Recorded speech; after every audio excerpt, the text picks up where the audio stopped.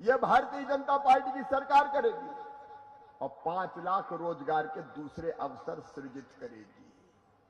और एक बात और सुन लेना रे मेरे बच्चों, यहां इनने परीक्षा ली, जब ली पेपर लीक। अरे ऐसे पेपर लीक कहीं होते हैं? तुम लीक करवाते हो।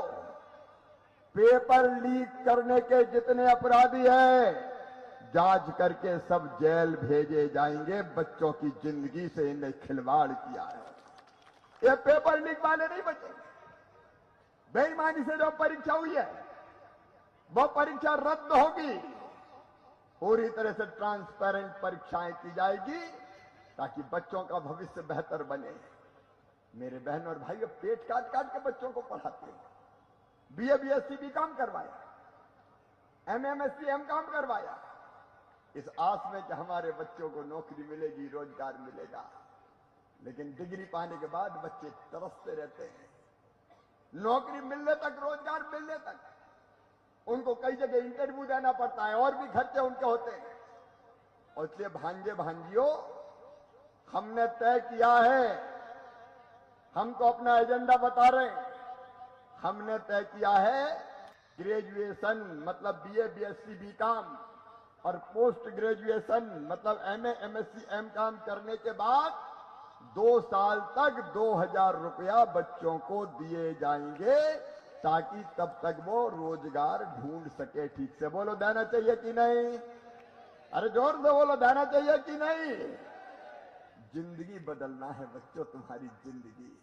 मेरी बहनों और भाइयों, प्रधानमंत्री श्रीमान नरेंद्र मोदी जी के लिए, भारतीय जनता पार्टी के लिए, मेरे जैसे कार्यकर्ताओं के लिए अपनी जनता ही अपनी भगवान है। ये दरिद्र ही नारायण है और जनता की सेवा हमारे लिए भगवान की पूजा है। बहनों और भाइयों, इससे बड़ा भगवान क्या मिले? और इसलिए अभी बता रहे थे कमलेश कुमार जी कि यहां तो बालू के लिए तरस गए। बालू, बताओ मकान बनाने बालू मिलती है क्या? जोर से बोलो ना, मिलती है क्या?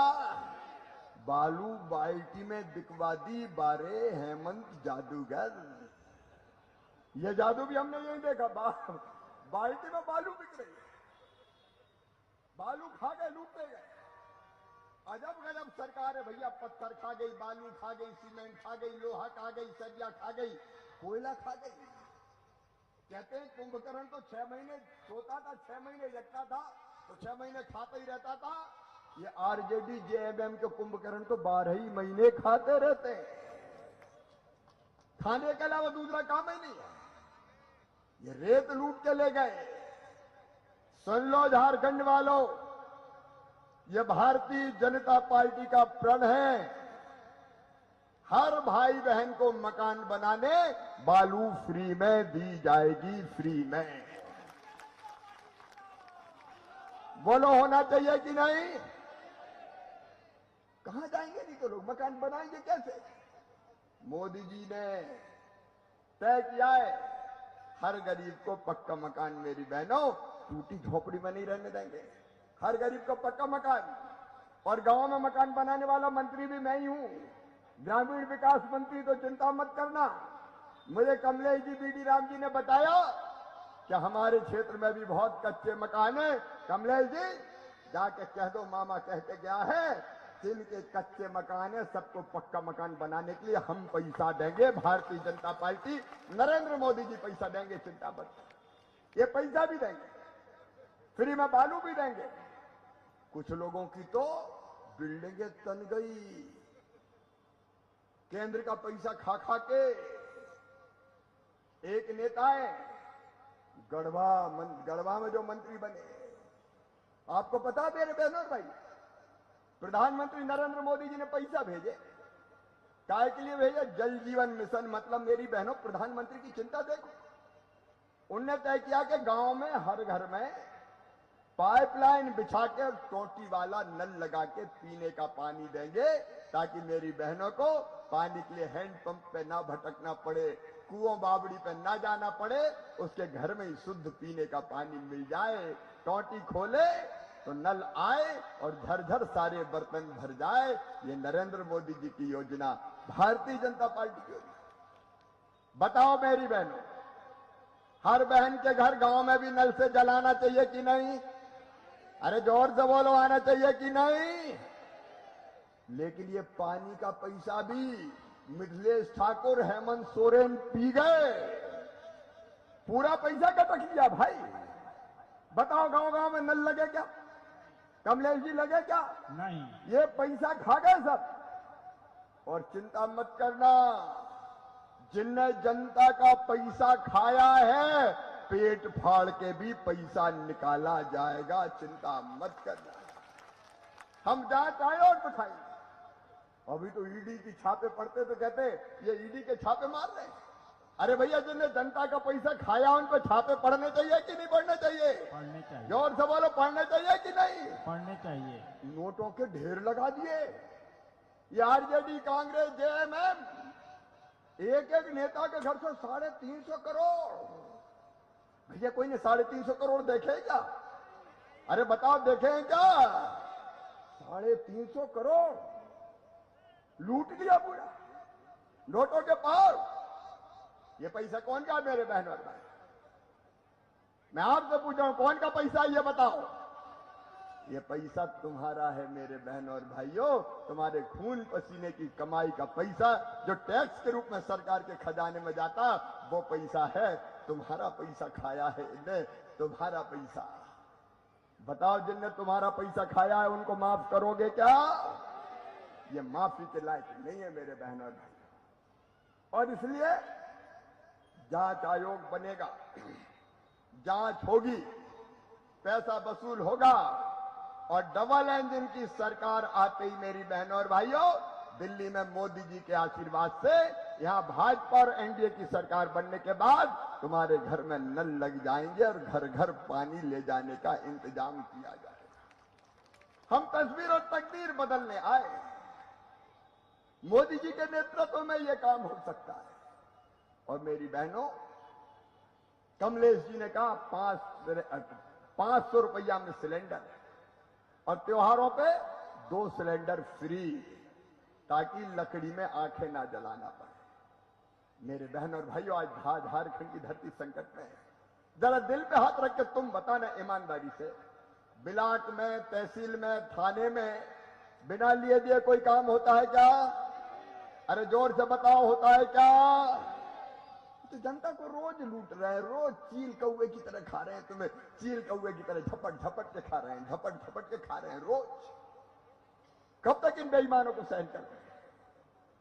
मोदी जी ने कहा, ना खाऊंगा ना खाने दूंगा। और क्या बीजेपी की सरकार लाना है? मेरे बहनों और भाइयों, यह धरती संकट में है झारखंड की। हम किसी धर्म के खिलाफ नहीं है, सब हमारे।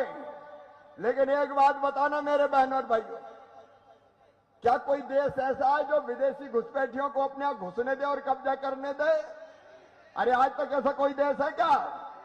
लेकिन ये कांग्रेस, जेएमएम, आरजेडी बांग्लादेश में घुसपैठी आ रहे हैं, धरती पर जमीनों पर कब्जे कर रहे हैं, बेटियों से शादी करते हैं, फिर उनके नाम पे जमीनें खरीदते हैं। मेरी बहनों, रूब का पहाड़िया जैसी कितनी बेटियां हैं जो फंसाई गई और बाद में काट काट के फेंक दी गई, काट काट के फेंक दी गई। रोज बहन बेटी का अपमान हो रहा है। रूब का पहाड़िया हो, अंकिता हो, और इनने तो सीता बहन को भी नहीं छोड़ा मेरी बहनों, श्रीमती सीता सोरेन। कौन है सीता सोरेन और कौन उनका अपमान कर रहा है? ये सीता सोरेन जी स्वर्गीय दुर्गा सोरेन जी की पत्नी है, धर्मपत्नी। शिबू सोरेन जी की बहू, हेमंत सोरेन जी की भाभी। लेकिन एक मंत्री है इरफान अंसारी, उनके बारे में क्या था? ये रिजेक्टेड माल। शर्म आनी चाहिए हेमंत सोरेन, चुल्लू भर पानी में डूब के मर जाना चाहिए। अपनी भाभी मां का अपमान होते हुए देखे, मुंह से एक बोल नहीं निकल। कोई अपमान सहन करता है क्या?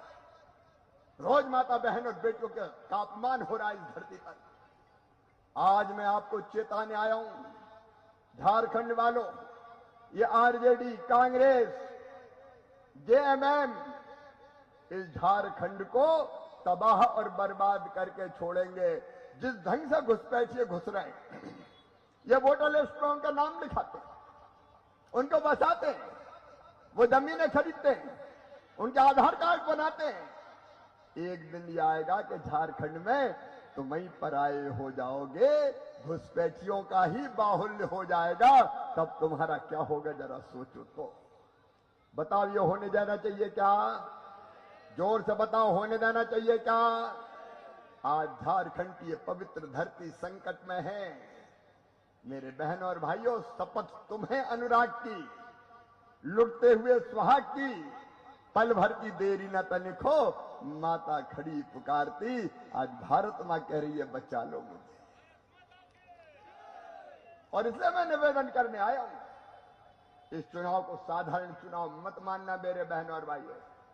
यह किसी को केवल मुख्यमंत्री बनाने का चुनाव नहीं है, यह हमारे बच्चों के भविष्य का चुनाव है, यह झारखंड को बचाने का चुनाव है, यह झारखंड के विकास का चुनाव है।